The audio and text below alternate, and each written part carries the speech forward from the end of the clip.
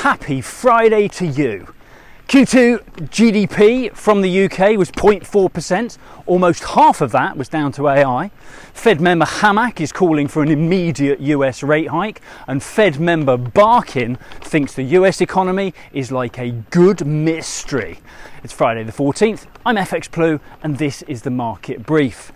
So Q2 GDP came out at 0.4%. This was in line with expectations. The surprise was 0.3% growth in June against forecast for a 0.1% contraction. But despite all the associated caveats, Burnham will still take that as a win. What jumped out was that AI contributed about half of Q2 GDP growth. Information and communications, the sector that covers computer programming, consultancy and AI-related activity, well, that grew 3.7% in Q2, and that was after 3.8% growth in Q1. So perhaps the AI boom is finally showing up in the UK data. Better late than never. Industrial production fell 0.2% in June. Manufacturing is under pressure, and both pharmaceuticals and electronics are both declining. Mining bounced back though. That was pretty sharp at 5.1% as North Sea extraction recovered. I think I'm a little low on battery. Sterling barely moved on any of that though. The market saw GDP growth as solid but not impressive enough to affect MPC expectations.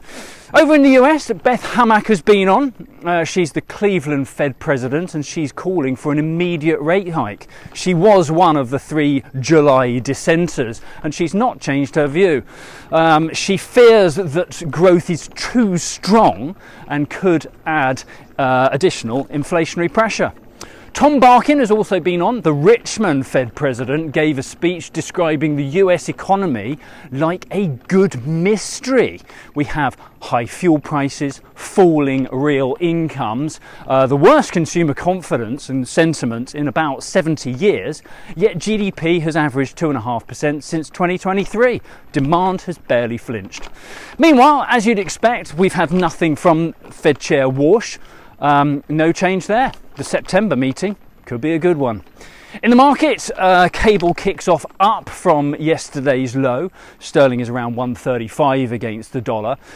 We are fairly flat against the euro, around 117, and euro dollar is around 115.45 on the open this morning.